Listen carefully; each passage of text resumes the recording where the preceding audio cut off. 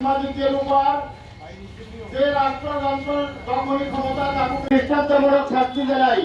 শুধু এটি নয়, এর যখনই আপনার বিপক্ষে যায় তখনই সেটি আড়ম্বর করার কোনো কিছু নাই। আমরা শুধুমাত্র যারা এর পর দিন তারা যে সংবাদকর্মীদের পাশে ছিলেন, এটা মিডিয়া কোম্পানিতে একটা দুষ্কৃতকারীকে চাপিয়ে আমরা কিন্তু এখনো কেউ পার পাচ্ছি না। আমরা যেন মুক্তভাবে স্বাধীনভাবে সাংবাদিকতা করতে পারি। বৈষম্য বিরোধী আন্দোলনে আজকে যে সরকার ক্ষমতায় আছে, আমি সরকারকে বলতে চাই যে আমরা স্বাধীন সাংবাদিকতা চাই।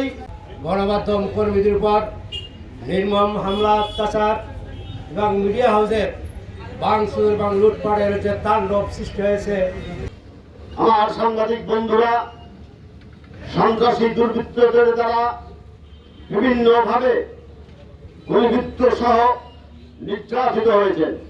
কিন্তু আমরা দেখলাম যে কতগুলো মিডিয়া হাউসের উপর ন্যাক্কারজনকভাবে হামলা হয়েছে।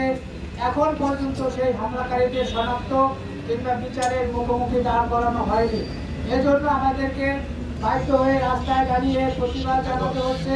আজকের এই সমাবেশের মাধ্যমে আমরা সরকারের কাছে অনুরোধ জানাচ্ছি যাতে করে হামলাকারীদের অতি দ্রুত সময়ের মধ্যে শনাক্ত করে বিচারের আওতায় এনে দৃষ্টান্তমূলক শাস্তি নিশ্চিত করা হয় এবং ভবিষ্যতে সাংবাদিক এবং সংবাদ প্রতিষ্ঠানের সার্বিক নিরাপত্তা নিশ্চিত করা হয়। আন্দোলনের মুখে আওয়ামী লীগ সরকার যে পদত্যাগ করে দেশ ছেড়ে পালিয়ে যাওয়ার পরে একটি কুচক্রী মহল গণমাধ্যমকে এই সরকারের মুখোমুখি দাঁড় করিয়ে দেওয়ার জন্য পরিকল্পিতভাবে তারা বিভিন্ন ধরনের হামলা এবং নির্যাতন শুরু করেছে। এরই ধারাবাহিকতায় গত পরশুদিন ইস্ট ওয়েস্ট মিডিয়া গ্রুপ, যেখানে আপনারা জানেন বাংলাদেশ প্রতিদিন, Kaler Kantho, Daily Sun, news 24, Bangla news 24, এই যে গণমাধ্যমগুলো যেটি বাংলাদেশে খুবই পরিচিত এবং বেশ জনপ্রিয়, এই বাংলাদেশের সাংবাদিক সমাজের উপর আঘাত হানার পায়তারা করেছে। আমরা হামলা, কারো বিরুদ্ধে মামলা, এই বিষয়গুলো থেকে আপনারা রাজনৈতিক দলগুলো তাদের দুঃখ দুর্দশার যে সমস্যাগুলো আছে সেগুলো তুলে ধরার, এবং সেখানে যদি আমরা বারবার নির্যাতিত নিপীড়িত হই, এর চেয়ে দুঃখজনক বিষয় আর থাকে না। যার কারণে আপনাদের কাছে অনুরোধ থাকবে যে আসলে আমাদের পাশে আপনারা থাকবেন।